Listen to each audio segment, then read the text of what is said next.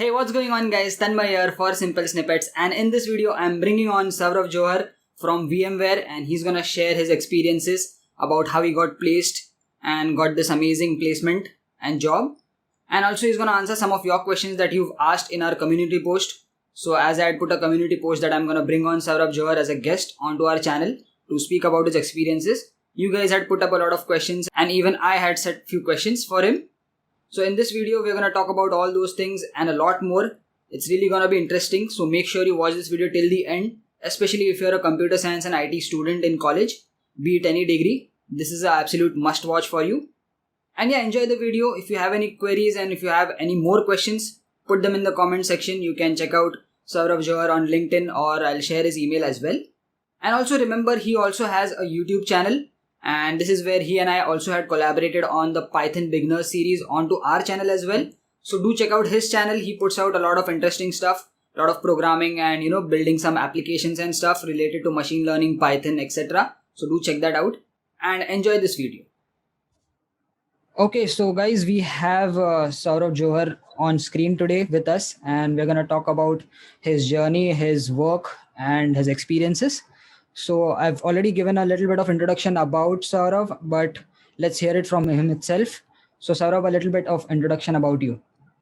Okay, so hi Tanmay, I'm happy to be here on your channel, and to give an introduction about myself. Well, professionally, I work in VMware R&D in the R&D department of VMware for almost 2 years now. Okay. I've been an intern at VMware for 6 months, and then after that, I started my full-time journey. And so that's professionally, right? Apart from that, I'm a pretty young guy, still 22 years old, so not 20, 23, right? Yeah, 23. Okay. Yeah. So yeah, not very experienced in the field, but yeah, experienced enough to know what freshers need in this domain, and what freshers can do to bag these kind of jobs and stuff. Right. And what about your educational background?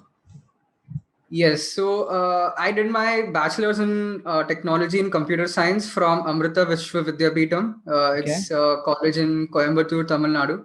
Okay. And that was my primary, college for. This is a 4-year course, unlike the other 3-year courses which other people do. It's a BTech course. Right. So it was a 4-year engineering course, and that was my primary education. Okay, and then you got placed via college campus placements, or you went off campus? I guess that is probably one question. Which just a second. Huh? So yeah, it was a question by Gaming Fingers. I don't know, that's the username, but he or she is asking whether you got placed on campus or off campus. Okay, so I got placed on campus. So VMware had a recruitment drive, and a couple of their, recruiters, right? They came over to our campus, and we had a normal, recruitment process like any other company. There was an online round, shortlisting, and interviews and stuff like that. Okay. All right. And moving forward, so this is your first company, right? This is where you got placed, and you're here since 2 years, or you've done as a full-time employee, yes, but I have interned with other companies before. Acha. And what are those like? Okay, so when I just completed my second year in college, right? When I was in the middle of second year and third year during the semester gap, during the semester break, the summer semester break, I was a 2-month intern at GE Digital in Bangalore. Okay. GE, the huge conglomerate, they have a IT division, and I was a part of that IT division. Right. So this internship again came via your college, or you applied? Yeah, even this was via college only. So when GE was recruiting for full-timers, they were also recruiting for interns from the second year and third year batches. Oh, okay. So that's how I got into GE. So seems like a pretty cool college, man. I mean, big companies are coming up. Not really, bro. Not really. Acha. It's like good and all. It's not bad and all, but but placement wise, seems like good companies are coming up, man. VMware, GE are talking about, and I'm sure there must be many more. Yeah, you have the usuals, right? You have Amazon, Cisco, Microsoft. What else? The big names, right? Facebook doesn't come, obviously. Facebook, Google doesn't come. But yeah, apart from that, all your Microsoft, Amazon, these people definitely do that. Okay. Pretty cool, yeah. All right, let's take another question. So, a question from me is, how is the work culture in VMware? If you spend like 2 years now, and Mhm. how's the corporate life over there? Or is there any difference with our conventional IT companies, like, the service-based ones? Mhm. Okay. Um, I think the culture is pretty good. It's very great actually. But I should also warn you that I haven't worked in service companies before, and I've only Right. heard people telling their Hmm. stories and stuff. So I can't really tell my first-hand experience. Right. But from what I've heard and from what I've seen, right, the culture here is actually really good. Hmm. It's a Hmm. pretty laid-back culture. It's there's no micromanagement. There's no, Acha. you know, what do you say? Uh, Extra overhead processes and all, to get things done like that. Yeah, there's no scrutiny on very minute levels, like, where you work, what you work, or Ha ha ha. when do you come and when do you go out. As long as you take ownership of something, right? If you're Hmm. Hmm. taking ownership of some deliverable or some part of something, right? If you're taking ownership Hmm. and you stick to your deadlines, you deliver on the deadlines, right? As long Hmm. as you're doing that, you're golden, and no one's gonna Right. question you. Why aren't you showing up at work at 9 a.m. and why are you leaving so Oh, early?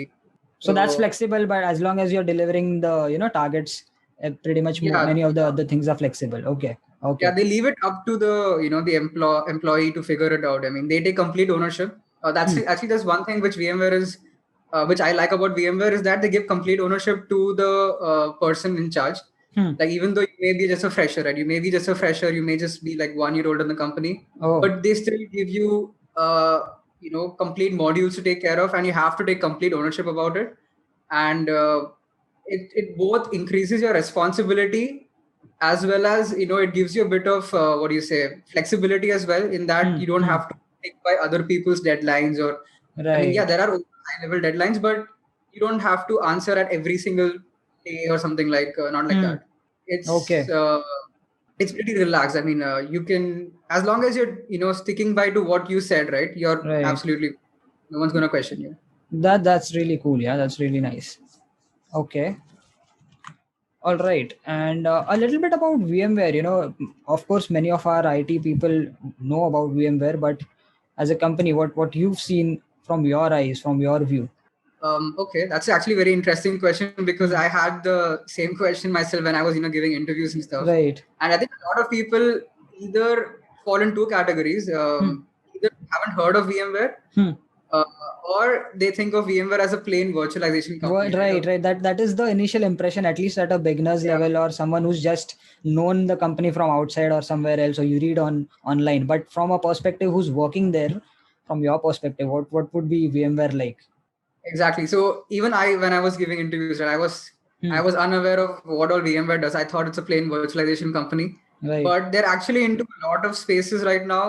So VMware is into, okay. So apart from just VMs and virtualization, they're also into network virtualization. Okay. They're also into network management, web security, and other very upcoming domains, like cloud as a service. Okay. They have AWS and stuff. So Acha. we are really heavily invested in the cloud and SaaS domain as of now. Oh, okay. Okay. So a lot of platforms and a lot of different pillars in VMware then. So there's so Definitely. many technologies to explore in VMware itself, right? So I guess like you can literally shift in between different things inside VMware also. Yeah, that is also possible. You can shift between business Right. units and stuff. Yeah. So one review that I've heard about service based companies like Infosys, Cognizant is, I mean, after all, it's a IT company, so there are many different technologies. So the exposure is good as a beginner, even though the packages are kind of low compared to a product based company maybe. But then Mhm. that is what my uncle also had told me, that Mhm. even if the package is a little low, at least you'll get to explore many technologies because they are working on Mhm. many different things. So Mhm. seems like VMware is also like working on many things. Yes, even though it's a product-based company, right? There are just Hmm. so many different products. It's not just Right. one product. There are so many products, so you can actually delve into any technology which which you like. So Okay. we have stuff going on in every domain, and VMware is known for using, like, or at least staying at the almost at the cutting edge of the technology. We try to incorporate all the latest trends and latest technologies and try Right. to Right. Right. incorporate them into our existing products. Okay, okay, that's great. That's great. We'll come to the trends and things later on. But moving on, let's take another question. So Vishnu CH, some user is asking, what's better for career prospects? Learning many technologies and languages, or gaining full proficiency in in a single particular technology? Hmm. I would say, just from a career perspective, it would be better to have, be a master of one rather Hmm, than being a jack of all trades. hmm, hmm, hmm. Primarily because, at least, at when you're working in a company, right? I'm just completely talking Hmm. about, from the perspective of you working in a company, right? Okay. When you're working in a very established company which has a, pretty sizable IT department, Hmm. you will not be required to do all things at once. I Acha. mean, there will be separate people to do front end. There will be separate people to do, back end stuff. Right. There will be different people to do testing. Separate people for doing DevOps and CI/CD and stuff. Right. So if you're working in that sort of an IT department, Hmm. if you're very good at one thing, then I would say that would be the best for you. Okay. However, if you're interested in, like, checking out technologies, Right. just, for learning purposes, then yeah, awesome. If you're into it, then you can, Explore learn. many things. So Yeah, this is that's one thing that I've always recommended as a beginner. As a beginner, I advise students to try and explore as many things as possible, especially if they're in college, to figure out yeah, what they exactly. like, what they dislike. But as you Mhm. said, when once you get into a company where things are pretty focused on one thing, then you need to get master, you need to have a good expertise in that one particular thing rather than shifting Exactly, in between many things. So, but then exactly. the situation would change in a startup kind of environment, right? Where you have to do multiple things, or where things are not very, what we say, structured, where you don't Mhm. get only one thing to do when you get multiple things. So in that Yeah. scenario, I suppose you need to know multiple things at the same time. Yeah, so I mean, the startups have a very notorious notion of calling someone as a full stack developer, Right, where they expect you to do everything across the stack, right, like right from back end, front end to testing and everything. correct. So yeah, definitely. So when your department is crunched on numbers, definitely they may ask you to do all all the stuff Hmm, which is hmm. present. Um, but yeah, even like you said, right? Advice to college people would be that try to explore as many things as you can, because Correct. only then you know what you like. Yeah, And once yeah, you know what you exactly, like, right, then you can put all your effort into that. I mean, the exactly, same thing exactly. happened with me as well. So Right, right, right. Okay, okay. All right, let's move ahead. Okay, so NIT IIT student. Okay, so this weird username is asking, what are do's and don'ts a person should do from first year of engineering to get placed in top companies with good salary package, and how to enjoy college life at the same time, be a top engineer in all aspects. Okay, what is be a your take top on it? engineer. You definitely are probably from that category, right? I saw your resume and your percentages were super high. I think that GPA was like something like 9 point something out of 10, right? They should have literally given you 10 on 10, like round off. They should have rounded it off. So how did you maintain that balance? Okay, first of all, guilty as charged. I did have a high GPA, but Right. like I keep telling everyone, right? I mean, even my friends keep, bugging me about this. Like, why do you get so high GPAs? I mean, I'm absolutely wasting time with them throughout the day. Okay, like I'll be like randomly in the room doing some. I don't know if you can swear on this channel, but doing some That's okay. stuff, and I would be, whiling away time in the room, playing games, and doing all sorts of college stuff only. Mhm. But I just used to pay attention one day before the exam. Like I just used to study like very well one day before the exam, and thankfully I have that grasp where I can easily grasp something in a short Mhm. span of time. So that worked pretty well for me. Okay. But yeah, again, if you're not in that category, then I guess you should definitely from time to time at least go Hmm. back to your studies and try to revise whatever you can, especially on the competitive coding side. Hmm. Hmm. If you want to get into good companies right from year one, um, this is something which I also did. I mean, I tried doing competitive coding in my first year. It was fine, it was fun, but then I lost hang of it. Then I started diving more into technology specific things. I started building things, building Hmm. applications. Hmm. That was more of my, what can I say? I like that more than competitive coding. So I wasn't Right. a competitive coder. So this is always But a debatable topic, like either you go full on with competitive programming, or you go ahead with making projects and project development, right? So this is always going to be a choice with which students have. So either get Def- into competitive programming, or at least build some projects, make some live Mhm. projects, to get the full feel of the entire development process. Mhm.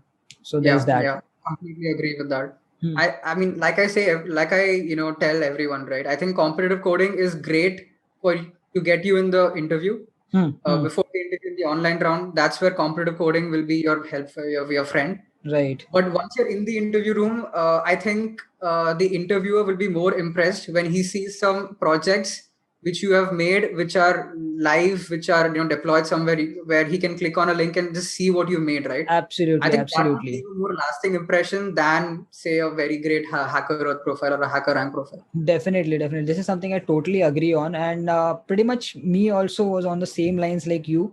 Like in college, I don't think I got into competitive programming much. It was in the last years when our placement officer used to come and tell us, do this, do that, and that's when I got into it. But till then, I had already built up my resume by making websites and apps. They were basic ones. It's not like something out of the world, but at least they were live, and at least I could show them.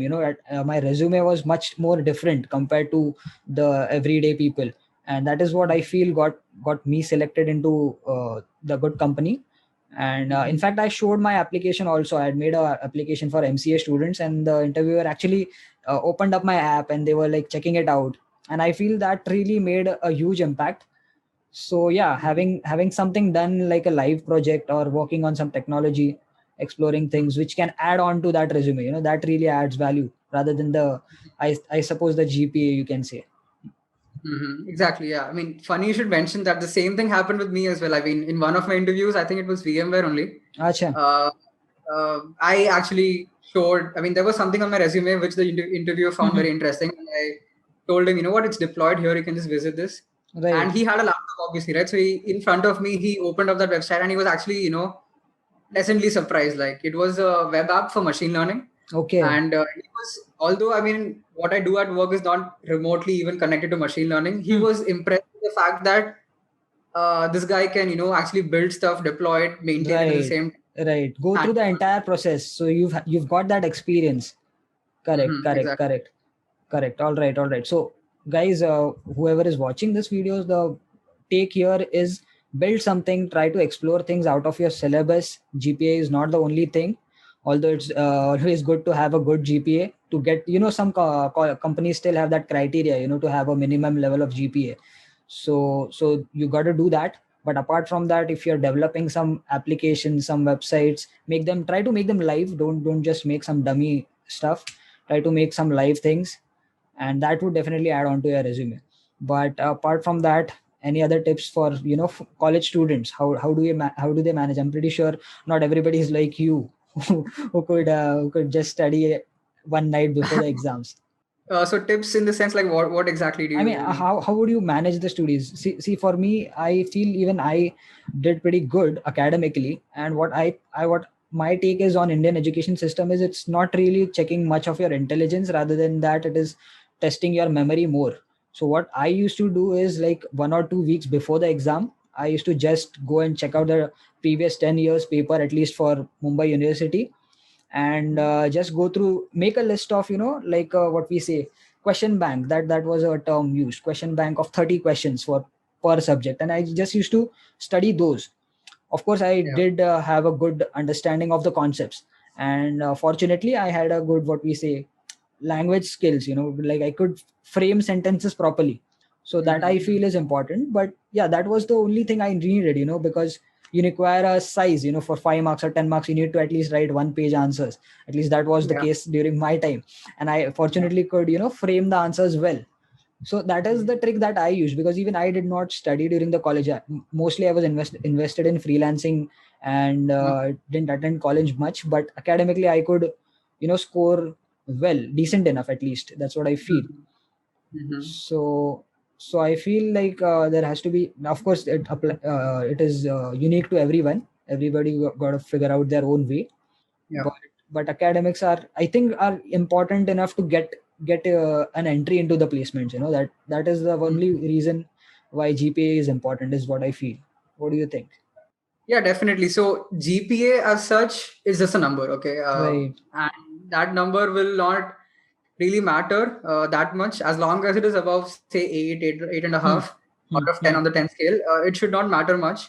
Only if you're, going for higher studies, or there are some companies which have like a very strict GPA cutoff. Right. In that case, you may need a 9 plus. But otherwise, right, most companies, even the product-based companies, right, even VMware and Amazon and stuff, at least when they were hiring from Amrita, they had a GPA cutoff of 8 or 7.5. I'm not exactly sure. Okay. But it was not very high. It was like most people could attend that interview.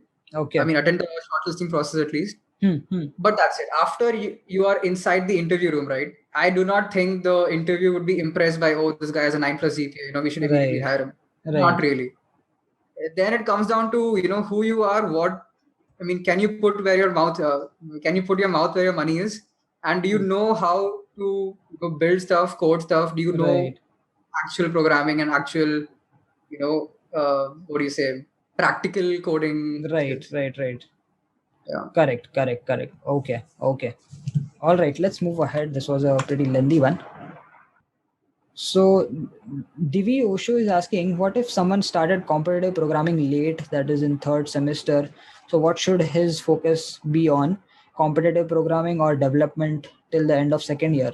First of all, I don't think it's that late, but yeah, what is your take on it? Right? I started in like fourth year, dude. Yeah. You think that? I don't know what I think.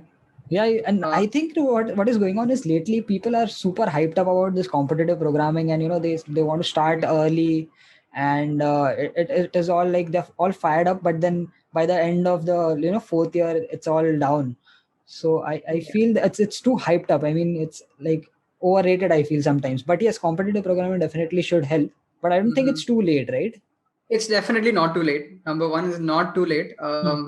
And like I already said before, right, competitive coding is only good enough to get you inside the interview room. Once you're inside there, it's more of your projects and, definitely they do ask some more. The interviewers, especially, some very famous companies like Amazon and all, they have like their own question bank of questions which they ask in the interview rooms. Right. So definitely knowing that would honestly help. Okay, there's no one simple answer to it. Yes, you need to know competitive coding. You need to have a good grasp around it, and at the same time, you also need to show that you are, something else and something more beyond just competitive coding. Right. Because when you're inside the company, right, when you're working in the company, I can say this for many companies out there. Now that I've have 2 years of experience, right, you would not even use 80% of the concepts you use in competitive coding in your real job. That's a very hard fact. I mean, yeah, you can use tools and graphs in your competitive coding, but honestly, unless you're working in a very niche startup, if you're in a general normal product-based company which is established, 90% of the times you would not be using any such thing. Right. There's these memes also floating around, right? So, like in the interview, you're being asked to do the rotation of a AVL tree and things like that, and then in the company you're made to deploy a website and make those apps and shit. Yeah, that means I think it's like resize this button or make this button. Right. Right.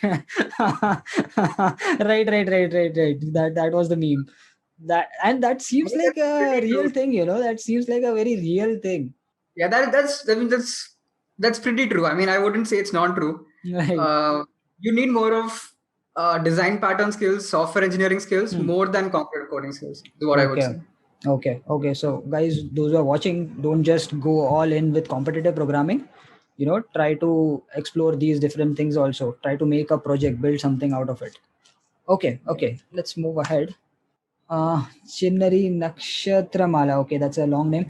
She or he is asking, ask him to show his resume. Okay, so you can check the link in the video description. That's where his resume is. Let's move ahead. Aditi Daude is, how did he get into VMware? Okay, so a little brief about your entire what we say process of interview. How many rounds were there, and like how did it go? Okay.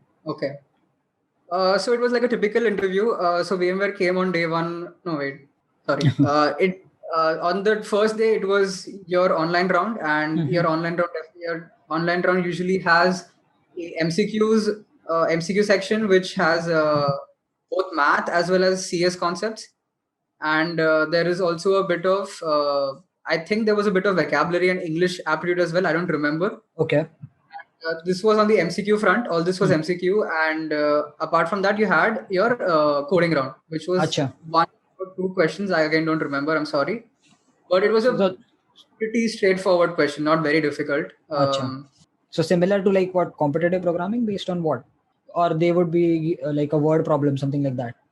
I'm sorry. What is a word problem? I'm not sure. I mean, not directly based on data structures and algorithms. Like you have to figure it out on your own. For example, I had got this question where they were like, you've been given X number of balls, and you have to print a triangle out of it, and you have to tell if it is a complete triangle. If you're forming a complete triangle, if it is a complete triangle, then you have to tell the number of levels, and if it is an incomplete triangle, you have to tell how many complete levels and how many incomplete levels. That is what I was supposed to print. I think I got it right back then, but like this was a word problem. Like everything was written in like a Okay. cryptic thing. I think it was more of a word problem than in my case. I mean, there weren't exactly data structures. I mean, we did not, we were not given like stacks or queues or trees to play with. It was a pretty, I think the problem which I had got was something like, finding all the prime numbers between A and B. And so they'll give you A and B, two numbers. And within this range, you have to find all the prime numbers. Okay. And the catch was that these numbers can be really big. So you need to have an optimized way of finding all the prime numbers. If you just loop through them and, do a is prime, like the is prime function, if you write a function to find the prime number, and if you just use it on all the numbers, you would generally get a time limit exceeded the message. Right. So there was some optimization involved, but it was not any data structure related question. Right. Probably the square root, you have to go till the square root of that number or something like that, right? Okay. So even if you go to the square root, even you can intelligently skip numbers. You don't have to check for each number in like from A to B, right? You don't have to check for each number. Oh, you can intelligently skip a few numbers, is what I did at least. I'm not sure that is a expected solution. Okay. All right. Okay. And then after coding? Yeah. So after this, there was like a short list of the people who cleared. It was around 30 to 40 people, I think, who cleared the rounds. And after that, it was just interviews. So there'll be like 4 or 5 interview panels, and they'll select your resume and send you to the appropriate panel. And once you're inside the panel, I had one technical round and one managerial round. Acha. Okay. Usually people have 2 technicals and 1 managerial, but I guess I got lucky. I had only 1 technical round and 1 managerial round. And the technical round, the technical rounds are generally taken by the people who actually work in the team, the engineers in the team. Okay. So they'll ask you the technical questions and all that. And the managerial round is, as the name suggests, it's an interview round taken by the managers of your team. Acha. So after these 2 rounds, then there's your HR round, which is like a piece of cake in most cases, and then that's it. Right. And how many of y'all got selected in VMware? 3. 3 of y'all. Okay. And the crowd was of size? The short list was I think 40 people. Okay. But I think like 300 odd people gave the online tests. Oh, okay. All right. So pretty cool, yeah. Okay. So moving on, coming to a question which I have is, what are the technologies trending in the corporate world? You may be having some other friends in other companies as well. And what are the trending technologies? This is something that I always get from college students, right? Which is the most trending technology, or which is the most high paying job, something like that. So what is your take on this? Pretty debatable. Most people would tend towards machine learning, but I wouldn't say that. Definitely, there is lot of scope for machine learning going on, but in most cases, big companies which are established, right, they have very very little machine learning going on, at least. So I think in those cases, one of the technologies which is most shining, in my opinion, is Docker and Kubernetes. Because deployments are becoming the next, easy deployments are becoming the next big thing. And Docker and Kubernetes, knowing how to manage your clusters, how to distribute your work to a cluster of nodes, that sort of stuff is definitely catching on like a lot. Okay. All right. Okay. Okay, so as a college student, what are the few absolute important fundamental subjects in general, and the things that IT and CS students should know of?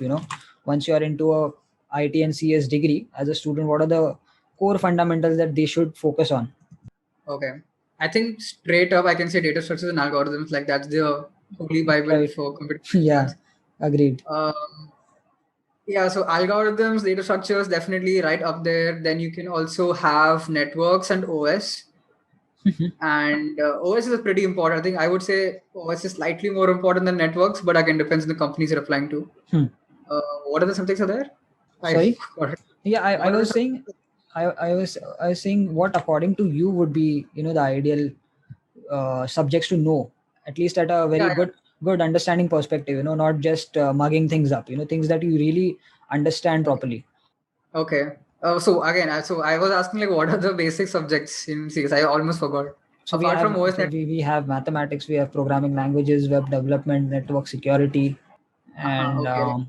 mathematics Okay. is I always is again a debatable topic, but I do feel mathematics is important, right? I would say it is. Yeah, somewhere or the other it gets applied in some scenarios. Yeah. Yeah. Especially if you're into machine learning and deep Hmm. learning and stuff. Hmm. Math is like I suppose stats my, is also important, right? That's my yeah, dog, by I the know it way. counts. So algebra, linear algebra, all that definitely plays a role in, Hmm. uh, doing machine learning stuff. I mean, it's not, I mean, yeah, you can just do from scikit-learn import SVM or whatever. Right. But it's more than that. I mean, you need at some point in your career, you need to know what SVM is, how it works, the math behind it, right? That would Hmm. definitely help you. So yeah, Correct. math for those subjects definitely needed, but on a very general thing, right? General basis, data structures, algorithms, OS, networks, and computer architecture. I think these 4 or 5 subjects are definitely very important. Okay. And Okay. once you find your niche, like once you find your area of interest, you can take up electives as and when required, right? You can take up cloud technologies, you can take up web Correct. dev, and stuff like that. Correct. Correct. All right. All right. Okay. Um, Another question is how important is a college degree when it comes to jobs and placement. So one thing I wanted to ask you is, now you got placed on campus. How would someone apply for VMware or companies like VMware on off campus via their, like, what are the routes? What are the roads? Okay, is this for people like without a degree or? No, the computer science students with some degree who don't have that good placements, or Okay, they are okay, definitely skilled enough, but their college does not have placement, so they want a offline off campus route. got it. Okay, it is definitely possible. Mhm. Mm, Again, it depends on companies, right? So all companies have a career portal where you can go and apply. Correct. Uh, Most people who, I mean, that's how placements works in abroad and stuff. There's Okay. no campus drives and campus recruitment, especially in the US and stuff. Acha. There's more of you shortlist companies by yourself. You go to the careers page, you apply, you send your resume in, Hmm. and that should work for freshers in India as well. Hmm. Hmm. Um, but that being said, some of the high paying companies have a tendency to not hire freshers from off campus drives. Like, Okay. for what I mean by that is, like, I can give an example of VMware, right? I mean, they do hire off campus freshers, Mhm. but it's not as high as the number of freshers they hire on On campus. campus, right. So I can give you stats of VMware. Around in a year, they hire around 120 engineers Okay. in the country per year, Mhm. and like in all offices basically combined Okay. 121. Uh, but the same number for off-campus freshers would be somewhere in the mid 20s and 30s. Oh, okay.